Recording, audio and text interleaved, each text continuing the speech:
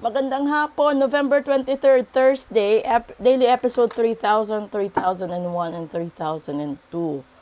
Late upload tayo pero gusto kong ibalita sa inyo kahit na mamaos ako, mamaya may live tayo alas 8 hanggang alas 9 lang ng gabi. Isang oras lang po para hindi humatuluyan yung boses ko. Okay, so dito check natin. Sa gustong magpa-ritual, message lang po kayo. Sa gustong magpa-reading, message lang po kayo. At sa gusto po ng mga cleansing, pampaswerte, pampatanggal ng barang kulam at sumpa, lalong-lalo na yung gayuma, message nyo lang po ako. At doon naman sa mga minamalas sa buhay, sa negosyo, sa pag-aaral, sa trabaho sa abroad, at yung may mga issue sa kalusugan for faith healing, let me know po, okay? Ito, first card, happiness talaga naman, di ba? Yun yung hinahanap ng lahat. Pangalawa, nobility. And then pangatlo, partnership. Ito yun, di ba? Siguro, no, kalimitan, lahat naman tayo nabanggit ko, yung gusto natin is happiness. Pero ito yung pinakamahirap makuha. Yung totoong kaligayahan, yung totoong kasiyahan mo. Kasi ito yung punto ng buhay mo na hindi ka na nag-aalala sa pera, hindi ka na nag-aalala sa sitwasyon ng mga anak mo, sa magulang mo, sa mga kapatid mo. Kasi nakikita mo, nasa magandang sitwasyon na. At yun yung pinakamahirap kasi hindi lahat nasa magandang sitwasyon. Aminin natin yan na marami sa atin masisipag, no? Matyaga, mahilig magtiis sa hirap, no? Kahit nga minsan nagkakasakit na tayo, ginagawa pa rin natin yung dapat natin gawin. Kasi bawal tayong umabsent, bawal tayong tumigil kasi may bayarin tayo buwan-buwan, may pinapakain tayo, may sinusustentuhan tayo. Okay lang sana kung ganon. Kaso nga dito sa pangalawang baraha, kailangan mo ng sapat ng lakas ng loob.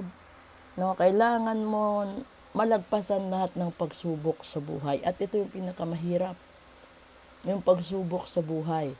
Maliban kasi sa pagsubok sa relasyon, may pagsubok pa sa loob ng pamilya, may pagsubok pa sa ibang tao. At ang daming challenges sa trabaho, sa traffic, sa mga kaibigan, di ba? Parang walang tigil ng mga issues at challenges sa buhay. Yung huli, yung tinatamaan dito is yung partnership. Yung partnership is pwede mong ilagay doon sa mag-asawa, sa magka-live-in, sa mag-boyfriend, sa magkaibigan, sa negosyo, yung magkasosyo kayo, or doon din sa nakakaroon ng mutual understanding. Kasi hindi naman identified at labeled yung mutual understanding. Meron kasing punto na may mga magkakaibigan, magkakabarkada, magkakatrabaho na espesyal.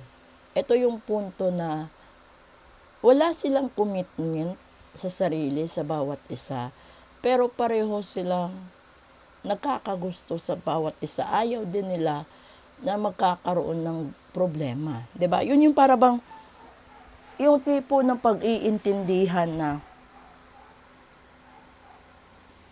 kailangan at give and take kayong dalawa, pero kailangan wag din kayong maging sagabal sa bawat side ninyo. Yung ganon, yun yung mutual understanding. Doon naman sa mga in a relationship, minsan kasi yung long distance relationship is napakahirap. A lot of temptation is ongoing and happening. Kahit nga sa mag-asawa, 'di ba? Sa halimbawa, most of the time kasi yung padre de pamilya ang lumalabas na nagtatrabaho sa pamilyang Pinoy. Pero kung yung in demand is domestic helper for females, 'di ba? Yung wife yung umaalis. And then either of the two, nagkakaroon ng temptation. Lalong-lalo na siguro dun sa punto na kapag marami ka ng pera, no? Kapag napapansin ka ng karamihan. Kasi meron ding ibang tao na kinakaibigan ka dahil sa kung ano yung makukuha nila sa'yo. Meron ding ibang temptasyon na nakikipagrelasyon sila sa inyo kahit bawal dahil sa pera, dahil sa makukuha nila, dahil sa magagamit nilang benepisyo, 'di ba? May mga ganun. Pero hindi lahat. Kasi yung iba, nagkakaroon sila ng relasyon dahil gawa ng tadhana, gawa na sila talaga yung nakatadhana, magmahalan habang buhay. Kaso minsan lumalabas na sila yung third party. Kaya nagkakaroon ng gulo dun sa legal, 'di ba? It's either legal husband or legal wife. Pero doon naman sa legal husband or legal wife, no? Malalaman mo talaga na hindi kayo ang itinadhana kung sa simula pa lang ng relasyon ninyo at pagsasama ninyo puro na gulo at kamalasan. Sa lahat-lahat, no, na makakapanood nito, gusto kong i-ano sa inyo, ibigay sa inyo yung basic na realidad. Kapag hindi kayo ang itinadhana, lahat ng problema mabigat. Lahat ng style ng pamumuhay mabigat. Simula doon sa pagsasama ninyo sa relasyon, pakikitungo mo sa in-laws mo, pakikitungo mo sa asawa mo, mga anak mo, bayarin mo, araw-araw na pagkain, lahat. Kapag ganyan yung nangyayari sa inyo, ilagay nyo sa isipan nyo, hindi siya talaga ang nakatadhana para sa akin. Kasi kung ganyan yung mindset ninyo, paunti-unti matatanggap ninyo na kahit anong gawin ng tao, kung gustuhin ng Diyos at gustuhin ng universe na paghiwalayin kayo para magtagpo sila ng nakatadhana, wala kang magagawa. Masasaktan yung taong namilit, na masasaktan yung taong umaasa. Pero yun yung katotohanan. Lahat ng katotohanan masakit, masaklap, mahapdi, at minsan hindi talaga ito katanggap-tanggap. Pero alam nyo, kung ayaw ninyong danasin ito sa buhay ninyo, lalo na sa mga single dyan, magpahula kayo, magpa-private reading kayo, magpa-ritual kayo, para malaman nyo kung ito ba talaga yung tao na makakasama ko o hindi. Kasi magsasayang ka ng effort, mag-i-invest ka ng emotion, mag-i-invest ka ng time, and then in the end, hindi din siya pala para sa'yo. Diba? So, bakit mo pa i-invest ang sarili mo kung hindi rin siya ang tadhana mo?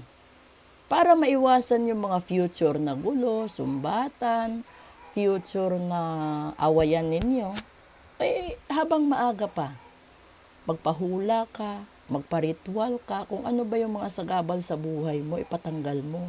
Kung ano yung mga dahilan kung bakit toxic yung buhay mo, ipatanggal mo. Kapag nandun na lumabas na sa ritual, na yung toxic is talaga yung asawa mo, yun na, tanggapin mo na.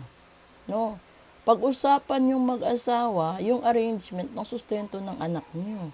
Kasi hindi naman po pwede napipilitin mong stretch yung isang rubber band, kahit gaano katibay yung rubber band sa tagal ng panahon, mapuputol yun. Ganun ang pag-aasawa, ganun ang kasal. Kung hindi talaga kayo ang hindi nakatadhana, mapuputol yan. Darating ka sa punto na makakatagpo ka ng taong mamahalin mo, kaso third party siya dahil kasal ka.